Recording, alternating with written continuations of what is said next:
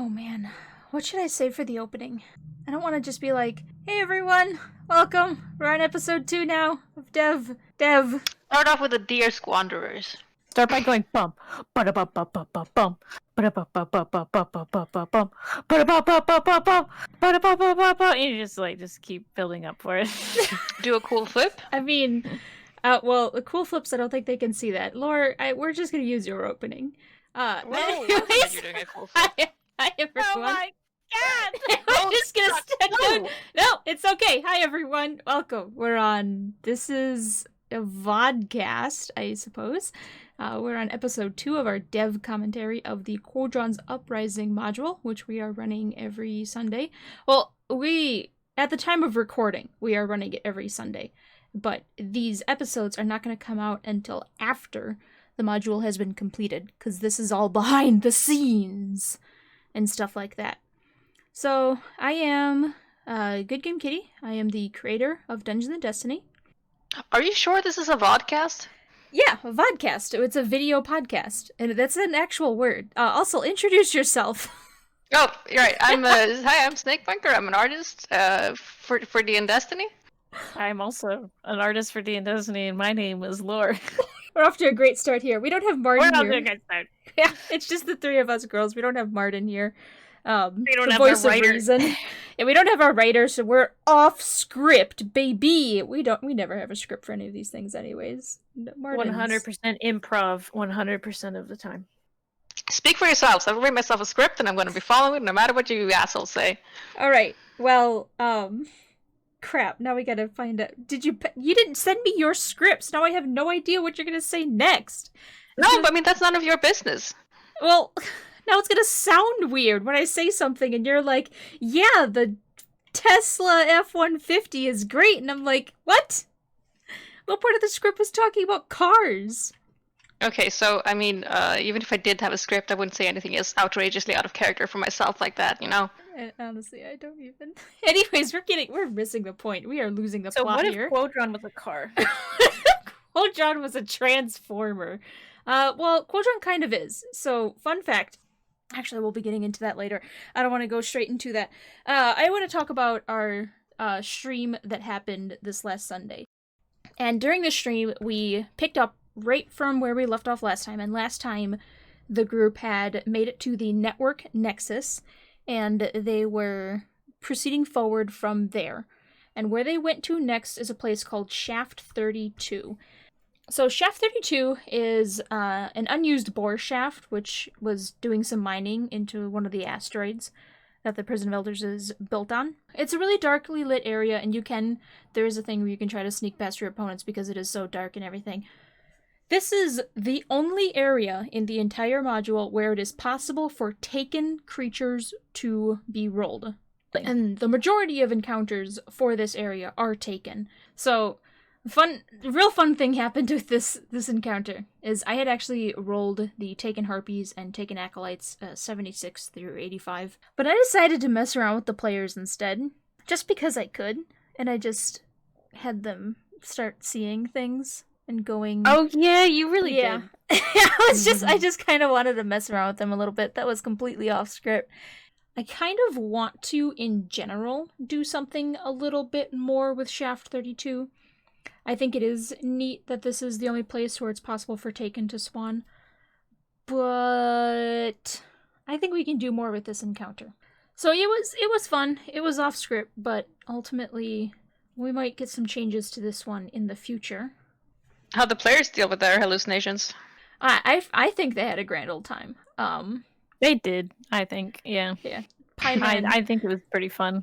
I very briefly, towards the very beginning concepting of this, way back when it was still adventure mode, I was thinking of having the final boss actually be in Ahamkara, and there would just be little hints here and there, and mind trickery stuff happening that would give it away.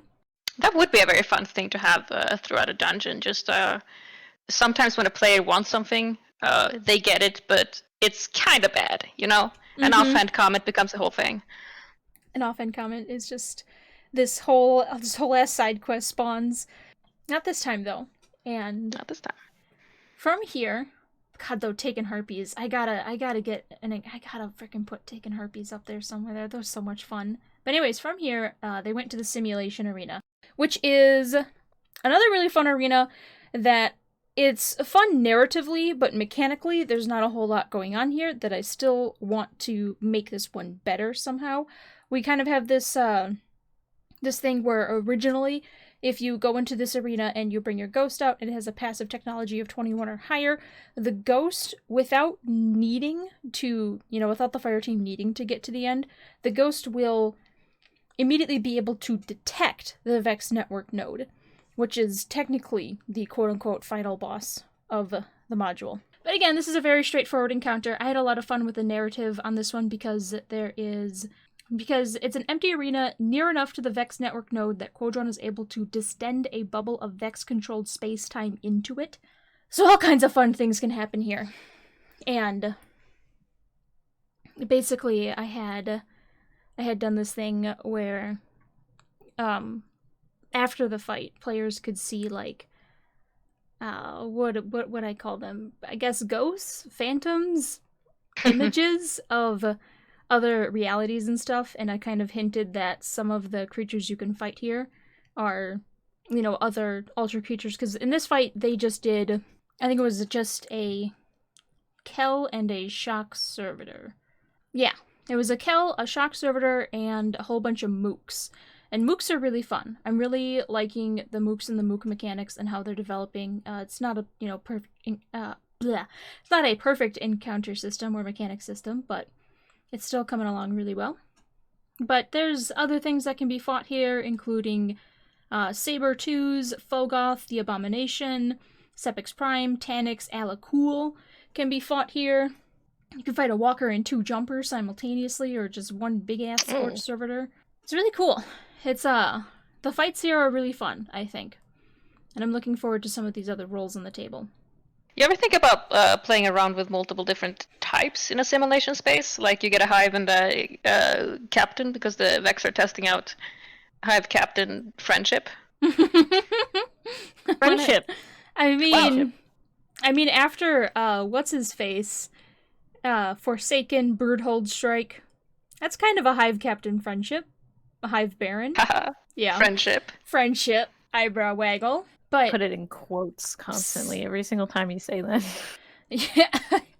Some of the other encounters do have mix-ins. Yeah, so the inner tracks is you're on a train and occasionally the train gets stopped, and based on how you do on the skill challenge, you roll on the encounters table, and you end up rolling on this like 2 to 3 times every time you're in the inner tracks. So you can end up with Vex, Vandals, and Scions, You can get all kinds of fun stuff happening mixed up in here. Network Nexus, you will either fight Syntax 5, which is a servitor, or you're going to fight Kraumach?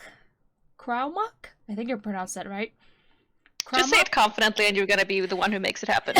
Yeah, or you fight Kraumach, the Simulant Val, and you roll on the reinforcements table, and there's all kinds of stuff. You can have the Val fighting alongside a Silent Fang, or you can have Syntax 5 fighting alongside Gladiators. So there are some areas where there are mix-ups. I think Simulation Arena would be another fun place to do a mix-up, because, it's simulations. A lot of the arenas, like the narrative behind them is that it's a cell block, or prisoners are escaping and you ran into them. They're taking advantage of the mess. So typically it's just one group of enemies, but this would be a fantastic place to mix things up. What kind of mix-ups would you want to see? From a narrative standpoint, I think it'd be fun to see the Cabal and the Fallen interact.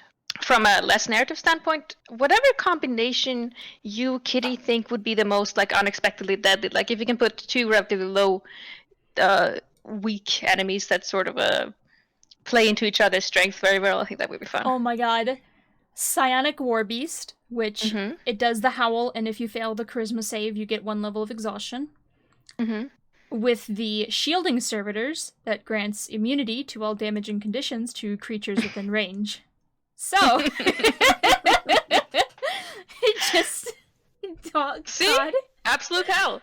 Absolute hell. Though monsters like the Shielding Servitor and the Cabal version of it, which is the Inhibitor Scion, Those are in the video game, they are the Cyan commanders that make the bubbles and you gotta go punch them. Mm-hmm. Yes. And they function basically the same in D&DESTINY. Yeah. Those are actually really tricky to work with from our perspective as the creators of the base game or the core rulebooks. Because me as an individual, I know its sort of limitations and I know what best ways to put these monsters so that players have the ability to overcome them and you're not just giving your players the middle finger. Because there's nothing technically, right now, rules as written, there's nothing technically stopping you from one inhibitor and another inhibitor just making each other immune.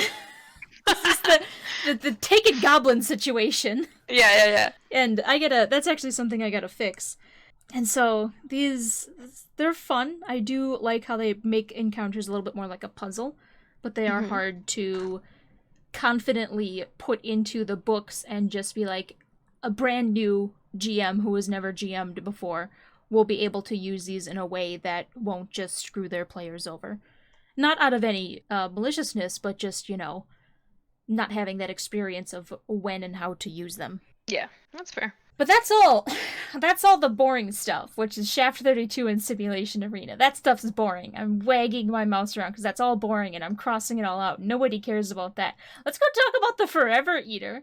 So this is whatever. This is the fun part. So I was super hoping we would actually get through these encounters because technically Qodron comes in 3 parts. We went over this a little bit in our previous episode, but we're going to go over it again here to make sure Snake is caught up to speed and in case anyone's hopping in on the second episode. To defeat Qodron, it is not as easy as players found out. It is not as easy as just rolling up and beating the machine, who is T-posing to assert dominance, but it's not as simple as that because, first of all, the Qodron encounter itself has this really neat thing where Qodron, oh my god, you have no idea. So here's how the fight against Qodron, the actual robot, works, is Qodron has the ability... That's their title, the actual robot? Yes. No, it's for the Forever Eater, I see. Well, the robot is, yeah. Don't worry about it. Yeah, Qodron the Forever Eater, aka the robot. Qodron has the Detainment Protocol, which is every creature that it can see, that it wants to, it doesn't, it's any creature of its choice that it can see, becomes detained, and you get dumped into the detainment field, and the detainment field has an AC and hit points and stuff like that. On here, it was 42 health points for it. I actually, at the beginning of the encounter, mentally, I decided to have that amount. We'll talk about this first, and then we'll talk about that. I can't do multiple trains of thought here. But it puts you in the detainment field. It's, if you've ever played Destiny 1 before, it's, a detainment field. Same thing that the Templar does. Qodron does that too in the original Prison of Elders before the Challenge of Elders overhaul in Year 3. And then it's on a recharge roll. Every single fucking turn, I rolled a 6. I did not miss a single recharge roll. And I think at one point on the stream, I was like, oh my god, I'm gonna have to send a screenshot to prove it. Because, oh my god. Yeah, your players are gonna be like, this seems fishy. Right?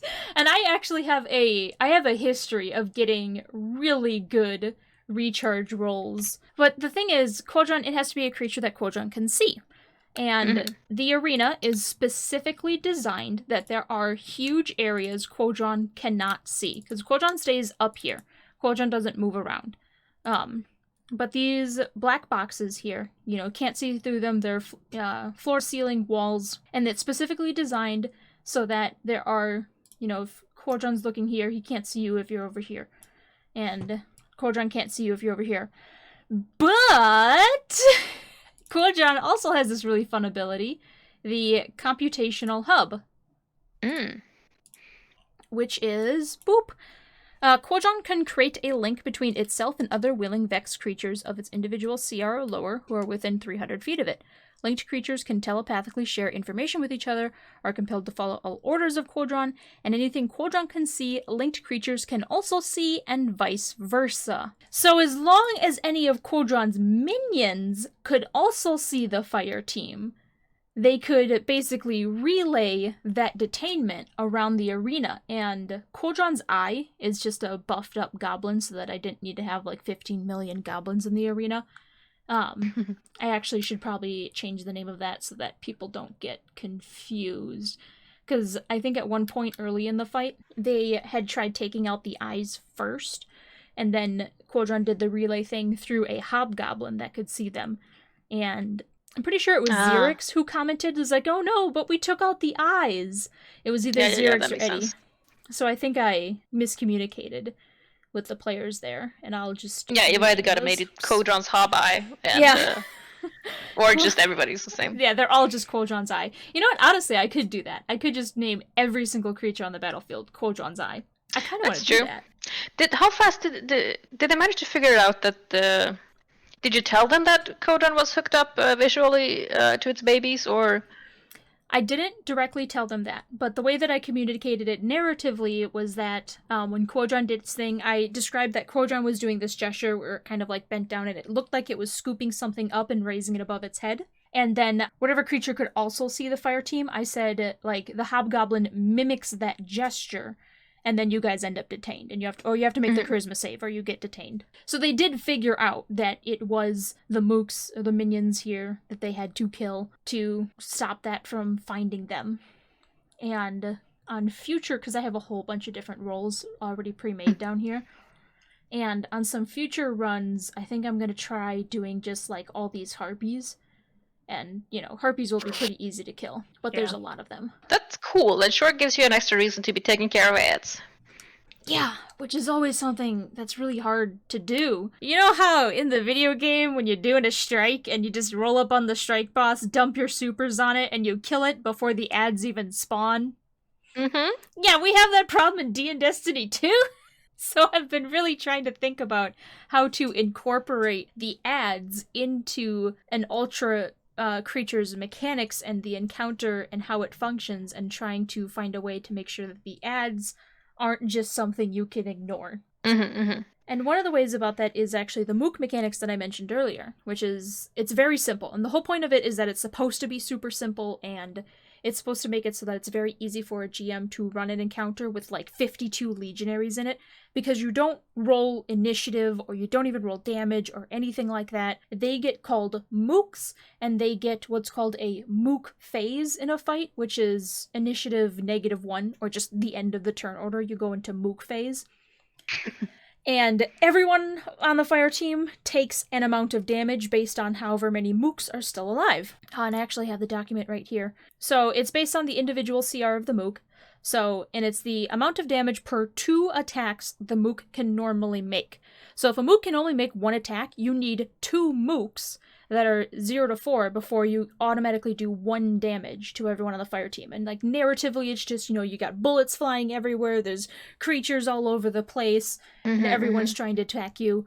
And then it just goes, you know, 5 to 10, it's 2 damage, 11 to 16, it's 3, and it caps out at 21 plus if you want to do, you know, like, I don't know, CR 21 minions or something.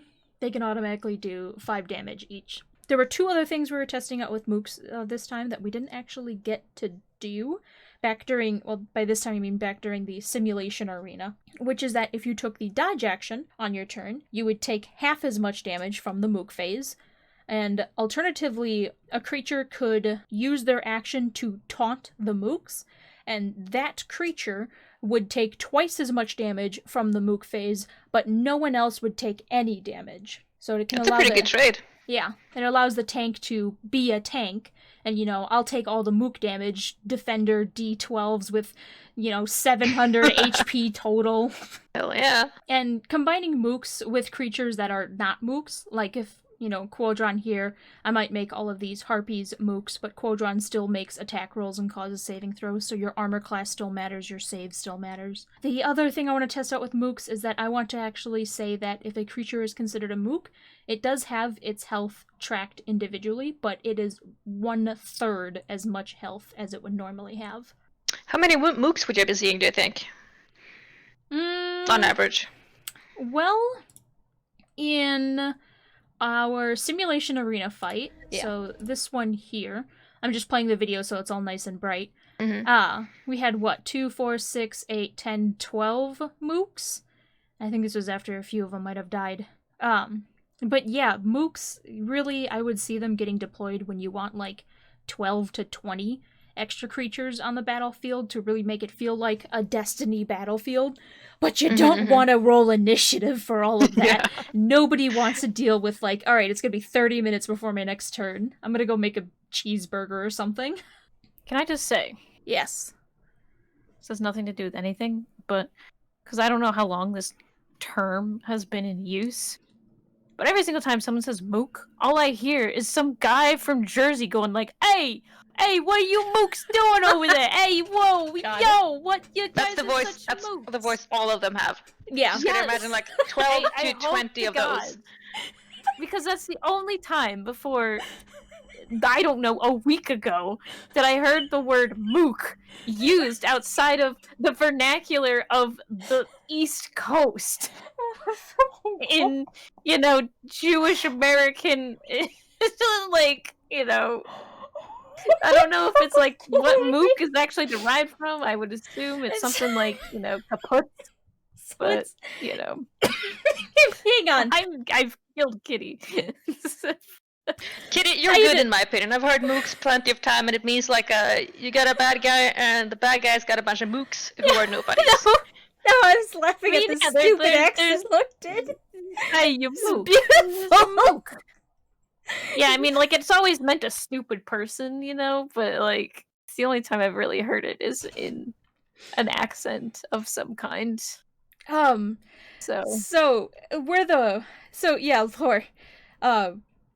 Yeah, mooks, as Snake said, it's just, the mooks of the bad guy. I specifically called them mooks in D&DESTINY, though, because we already have the word minion, and outside of D&DESTINY, because this mechanic, the mook mechanics, has been around since 3.5e. It's a very common homebrew rule.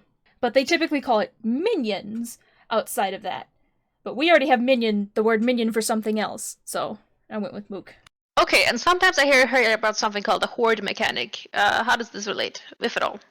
Oh god, hordes. Okay, so if I remember correctly, I'm whipping out my Dungeon Master's Guide right here. Because if I remember correctly, Horde is an alternative rule, and it's basically the amount of creatures. You do some math on them, and it's a lot more complicated. Because it actually depends on, you have to consider the attack bonus of the creature and the AC of the target and the probability of hitting, and then you multiply that by however many creatures. Yeah, it's actually really involved, and I was thinking about doing that, but I wanted something faster. I wanted something a little bit easier to... adjusting areas of effect. Yeah, mobs. Mobs or hordes. Yeah. So instead of rolling an attack, determine the minimum d20 roll a creature needs in order to hit a target. You write that down, you need to refer to it later, and then you have to look at this table of here's the minimum d20 roll needed, and then on the other side of the table it's number of attackers needed for 1 to hit, and you do math. You do a shit ton of math, and it's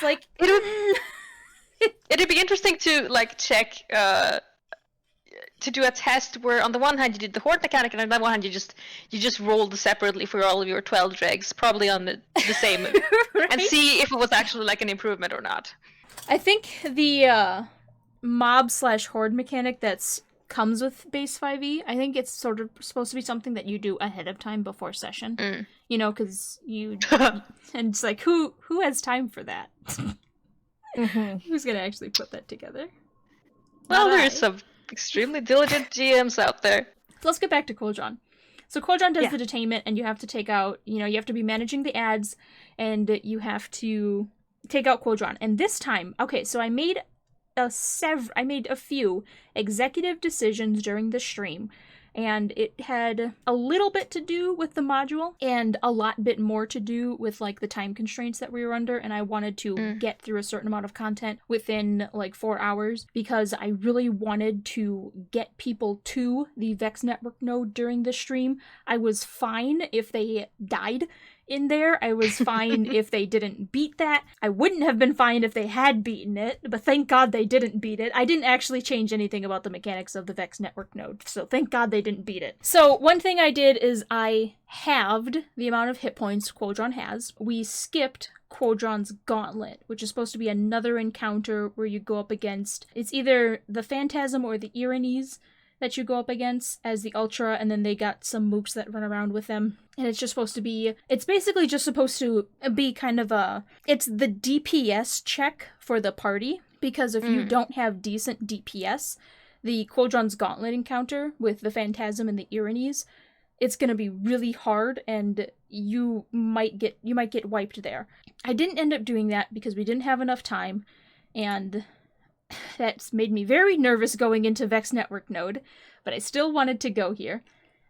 Mechanically, though, Qodron's Gauntlet, the whole DPS check version here, or the reason why this is supposed to be here and with the DPS check here is so that it's to make sure that if you are a fire team trying to take on the Vex Network Node, you're able to take it on. You're kind of, you're ideally, if you can't beat Qodron's Gauntlet, you can't beat the Vex Network Node, because you're not going to be able to do enough damage in the short amount of time you need to beat this. Quick question before we get into that. Do you think these on-the-fly changes you made, are they going to end up in the document, or is it just like, well, just this once? It's just this once, except for... there's an argument that it might not be just this once. And that has to go with Qodron's mechanics, is the other thing about Qodron's mechanics that I didn't get to go over is that every time you beat Qodron actually has this, like, table of additional features, and Qodron can pick one new feature from this table. And, there's no...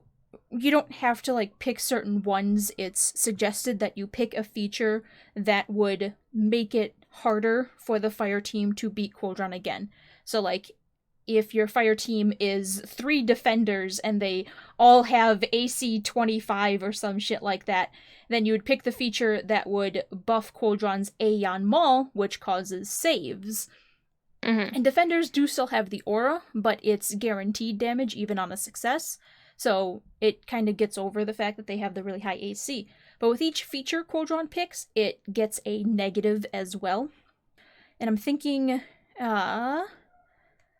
because I did have Qodron's HP, because I wanted to actually beat, quote-unquote, beat Qodron and get to the Vex Network node. But I'm thinking I might actually make that standard in the module. It might be quote-unquote easy to beat Qodron at the very beginning, and Qodron might have the halved HP the first time you fight him, so that you can get to, and you might even skip over Qodron's Gauntlet, which I could actually make one of the features on the table, is that, Qodron puts the Gauntlet between you and the Vex Network node.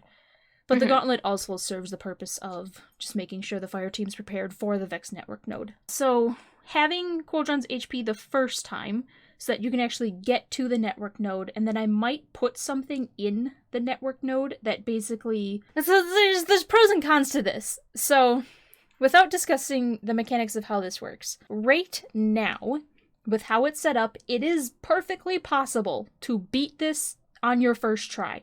If you are really good and you can think on your feet, you can beat this encounter on your very first try, no problem. I'm kind of thinking, though, that I want to make it so that it's impossible to beat it on your first try, so that you're guaranteed to get at least one reset. Because the first time you do a reset is what starts one of our side quests, which is the A Stitch in Time, where you build the Transfinite Needle, which helps you get through that encounter easier. And doing this side quest, also halfway through the A Stitch in Time side quest, you'll have the opportunity to start the Caged Wolves side quest, which is where you meet a band of imprisoned Elixni prisoners that are trying to escape, and you have the opportunity to help them escape. And cool.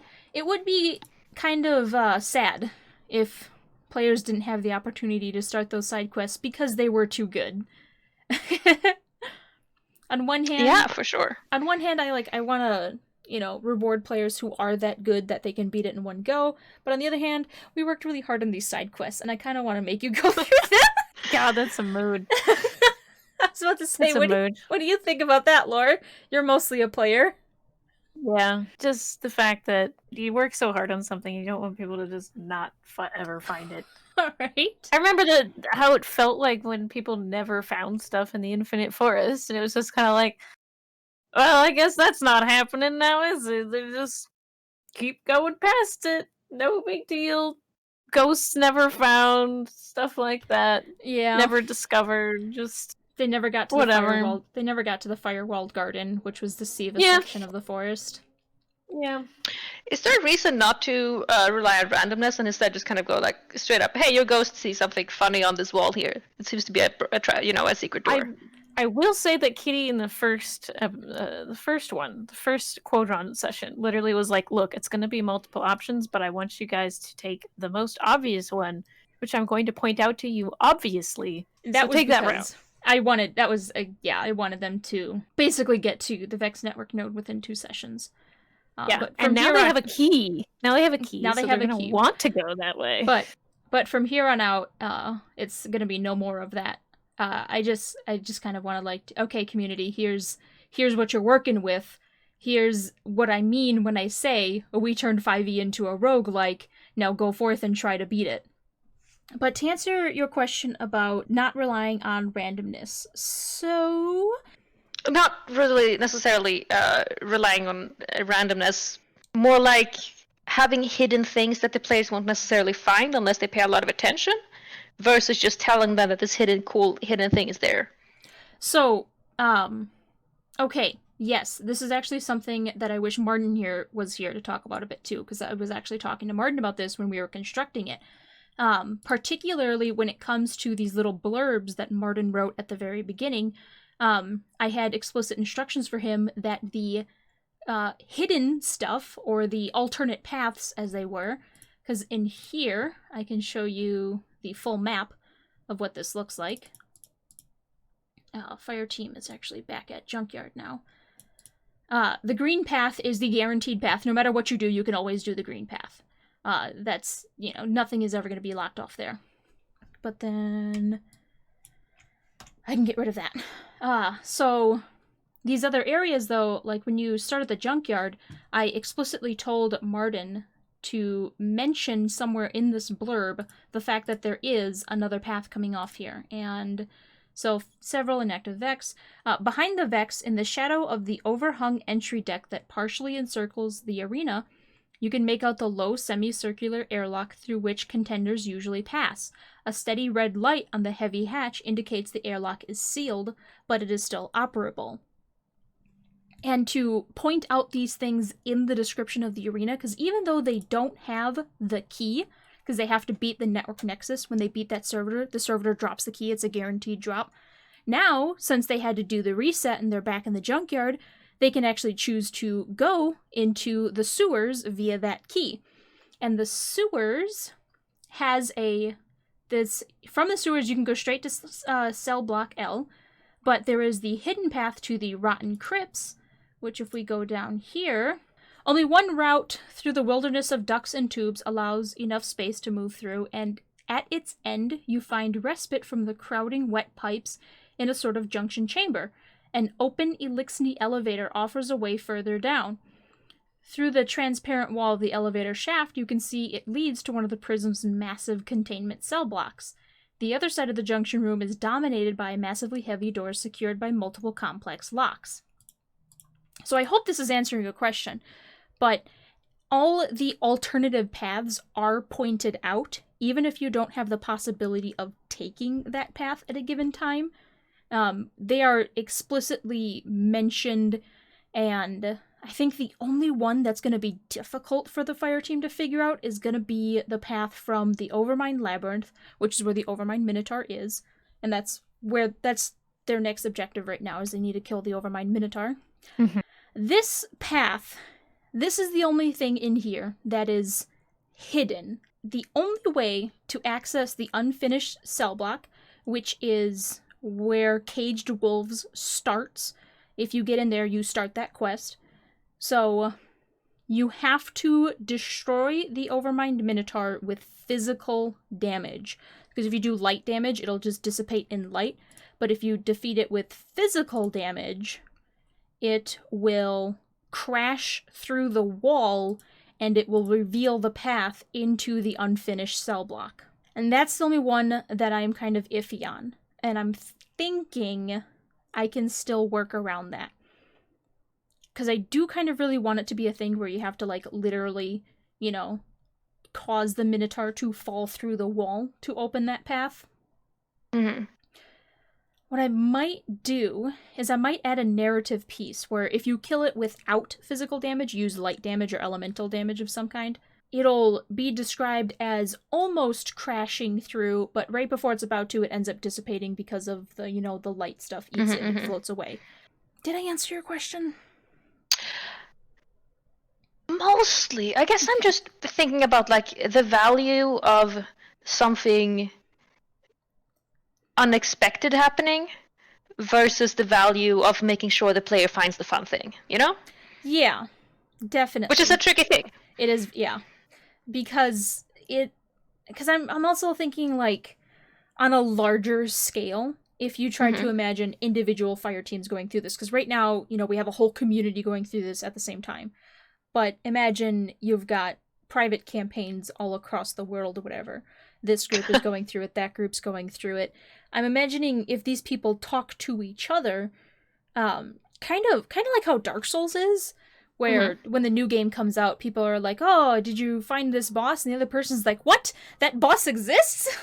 And that, I feel like that conversation's really fun, and I think there is some value in having it so that, you know, a fire team could go through this whole module without ever starting Caged Wolves because they never find the unfinished cell block, but at the same time, that is kind of cool. So... It's tough. It is tough. What would you personally prefer? Me? Yeah. You and Laur. Both of you. What would you personally prefer? What are the options again? The options are... Oh my God, were you paying attention, Laur? You guys were having a discussion and I didn't want to bother it. And you know you're in this podcast too. Zoned out. I don't... it's... let me think for a second. Alright. While you're thinking, I'm going to explain to Laur everything that I just spent the last 10 minutes going over. Would you like it so that there was a portion of the module where it's basically a surprise to find it, and it's perfectly possible for fire teams to never find that portion of it, while other fire teams do find it because they ended up triggering the surprise? Or would you like to be guaranteed that everyone ends up finding it? Surprise. You're going to go with surprise? Yeah, surprise. Why is that? Because that's a mechanic I really enjoy in video games. And I know this is a tabletop, but we're talking about... Games are games. It's just a different medium. Games are games, and that's something that I enjoy in games. Because think about it like from the perspective of Prey, Kitty. It's functionally... Or even Breath of the Wild. Functionally, it's the same game. Everybody has access to the same thing. So it doesn't mean everybody's going to experience the same thing, and that makes it fun. Because it means that maybe next time you play it, you'll experience something different and it has good replay value. Or it makes people want to play it because they're like, oh, I didn't get that. So then they want to go back in and try it themselves. So I would rather surprise. This has actually crystallized my opinion for me, which is that I would like to be beaten quite severely with hints that there's something cool there by my GM. And in general, and in this particular example, in general, because particularly in like home games when my GM is making stuff for me specifically, then if they've got something really cool hidden somewhere, then I'd like them, to get a chance to show me and get me invested in that. On the point of replayability, there's not a lot of replaying campaigns and stuff going on in TTRPGs. Like there's not.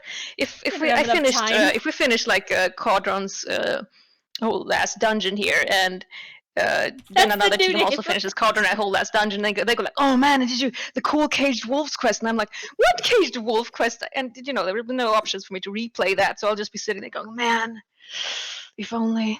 So looking at it from the perspective of like a home game, I can understand you just want people to get to it, but also I've never played a home game like that, so I don't have that experience because I don't play a lot of home games. Okay, so what I think I'll do here is I'll actually tag this. Because harder, better, faster, stronger hints. Yeah. We'll tag that, and I'll talk to Martin about possibly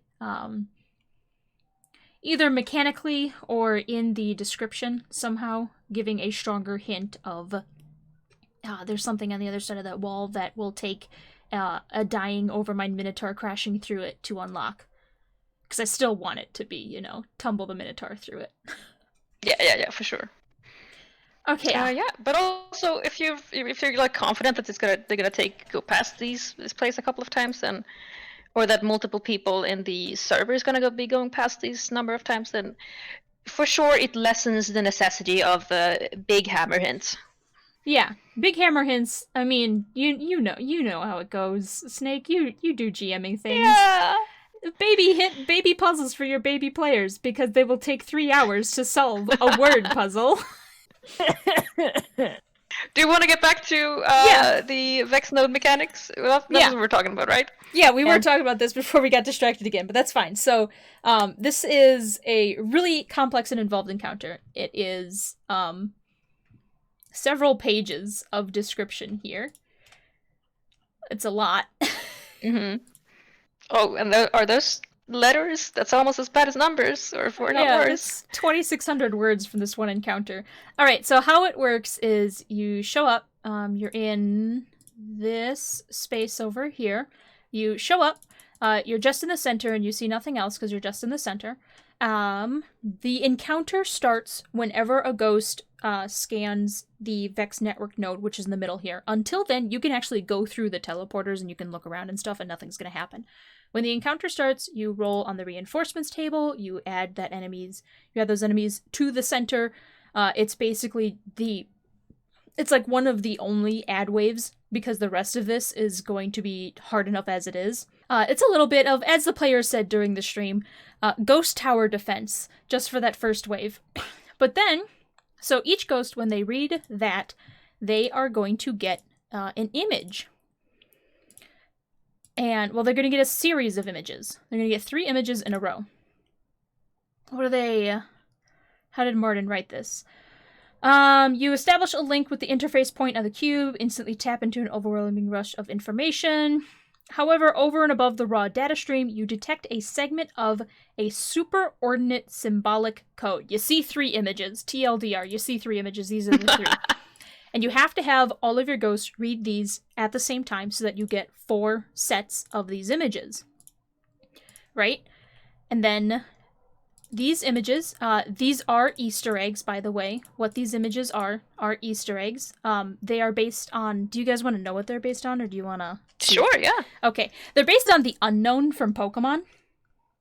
Of course. This is the unknown letter A, that's the unknown letter B. This is the sticks here are for the unknown letter C, and the one stick here with the hard line coming around, that's the unknown letter D. It's literally just A, B, C, D. And so segment A, segment B, yeah, that's all it is. I thought about changing it to read out Fang instead, because Velvet Fang, but I ran out of time. I might change it anyways, just because I can. It's okay. B looked familiar, but all I could think is like duck. It's a duck. It's a duck. It's a duck. But anyways, so you get these 3 images, and then these 3 images tell you how to solve the encounter. And one set will have a unique image that is not seen in any other set. That image is the start. That is the sequence start. And there are 4 confluxes here in the corners. Each conflux, it's A, B, C, D. A, top left, B, bottom left, C, top right, D, bottom right. So if you had A, B, C, and A was unique because none of the other sides had the letter A, that means that you need to destroy the confluxes in order A, B, C. And when you do that, you destroy those confluxes, then what's going to happen is these buddies are going to end up spawning. These dudes down here. Whoops, here we go. The conductors are going to spawn. Conductors are special minotaurs that they have a layer action that allows them to spawn an oracle. and the Oracle will mark you for negation, and then the Oracle, okay, so the Conductor spawns and takes its layer action immediately on initiative 20. The Oracle is forced to act on initiative 0, because they have set initiatives. They cannot act on any other initiative, so you have at least one round to kill that Oracle, because for its action, it is going to mark you for negation. And then the Conductor has an action that a creature that is marked for negation, it can use its action to cause that creature to take a shit ton of damage. I just think that's a really sexy, it's a really sexy, mechanic. It's a really sexy term, and I love Destiny for it. Right? God, yes. Marked for negation is just so cool. I could not resist using that. And, I don't think I have it in this version right now. I'm pretty sure this is going to end up in the optional rule pile, along with the permanent death pile, permanent death rule, if you wipe during an encounter leading up to here. But the Conductors, if they mark you for negation and you die to the damage from that, you automatically accumulate 3 failed death saving throws, and you're just dead because you're negated. You know, you got deleted. Goodbye. But that's gonna be optional rule for fire teams who really like a steep cliff to fall off of. But so then the Oracles will spawn, and then the Confluxes will regenerate, and it becomes an issue next, because you have to put in the next sequence. There are 4 sequences you have to do. So A, B, C, and then you would have CBD, BCD, DCB. I'm just taking the first line here. To know what is the next sequence set you have to do, you have to look at the last letter or the last symbol of the previous set. So ABC means that your next sequence set is going to start with the letter C, and only one of them starts with the letter C, so that's CDB is the next one. And you have to destroy all 3 of those. And then again, Conductors spawn, Oracles spawn, and then the nodes regenerate. And you have to do it again, BCD, and then DCB, and if you do all of those, then the barrier that is preventing the network node from taking any damage falls, and you have 1 round to damage that node. And you have to do 100 damage to it, and if you do that, you win. You destroy the node, and the thingy doesn't reset anymore. And if you destroy the Confluxes out of order, then you are going to gain 1 stack of chronometric polarization, which is basically the wipe mechanic or the enraged mechanic, however you want to look at it. If you gain 4 stacks of those, then you get shunted out of the Vex network node and back into the junkyard, and you have to start all over again. Also, if you at the start of the 5th round, if the Vex network node is not destroyed, Qodron will re-instantiate on initiative 20, winning all ties. And just Qodron's back. You have 5 rounds to do this before Qodron personally comes back to life to kick your ass. And it's real mad this time. Mm-hmm. Oh, mad. Yeah. So it is possible. You do have to be turn perfect to beat it, though. But if you get the Transfinite Needle, which is the exotic weapon you use to literally, because we made this mechanic, we were like, oh yeah, we want to make an exotic weapon that makes this encounter easier, typical Destiny style. Originally it was just going to be you show up with a Transfinite Needle, that's all you had to do, and then Martin was like, can you have it so that they just do something with it first, maybe even if they just poke it, because then we can make a joke about them hitting the reset button on the Vex Wi-Fi router. And so that's what we did. Is that what you have to do is you have to hold the needle to the node for 10 seconds, and then it resets, and it can't do any chronometric polarization when it's in reset mode, or it has been restored to its factory default settings, however you want to look at it. So you would theoretically have infinite time to get it right. I mean, infinite time, although up until Qodron shows up. Yeah. Okay. Yeah. Up until Qodron shows up. So, the fire team got here. They did manage to get all 4 of their ghosts to scan the node all at once. I thought maybe only 1 ghost would scan it, but they did get that right on the very first try. They did go through the teleporters to get into the different rooms, but they have not figured out yet that they have to destroy the confluxes. They did see that each conflux has a symbol associated with it. One Guardian, who I think was only 10th level, and this is a CR16 encounter, that Guardian did end up dying, and then their ghost ended up dying, but the ghost... Ooh. Yeah. Yeah, the ghost ended up dying, but the ghost did survive its death saving throws, so it wasn't dead forever. And they got shunted out of here, and they were back into the junkyard, and now they are plotting and planning their attack. And I sat in on them brainstorming what they were going to do, and I told them, I'm going to sit here, and I'm not going to try to make this harder on you. I'm going to try to make sure I didn't accidentally lead you down the wrong path or something, or give you the wrong hint. And they have already figured out that it is a sequence, and they have to figure out what the sequence is, and they think they have to put, quote-unquote, the right image into the right conflux and not destroy the right conflux.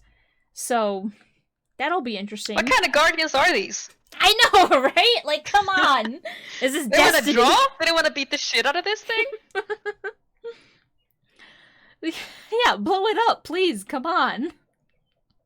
That's sweet, though. Maybe you should I just want to change it to the non-violent option. Maybe shoot gun isn't the answer, kitty. Well, the conductors and the oracles are going to spawn anyways, so shoot gun is going to have to be here. I'm also thinking of adding something where the map is going to change every time you come in here, or randomizing where the symbols are, because you can look around before starting it. But there's a lot of pieces to look at, because I have to keep in mind things like how fast can a guardian move on one turn. I might shrink these side maps a bit so that shrink the side maps or add additional teleporters so that it can actually be possible for one person to take out 2 nodes in one turn, or 2 confluxes in one turn if needed, so that there's a little bit of catch-up mechanics in case someone fucks up a little bit. But there's... Go ahead. Ideally, how many tries would you like it for them to take to get this right? Northward of 7. 7, right. 7, 10, 12, 14, something like that. Because that gives them plenty of time then to, run into caged wolves and all the other hidden arenas and stuff like that. So, and Stitch in Time is, that's going to be a really fun quest. Stitch in Time actually takes them into the Infinite Forest.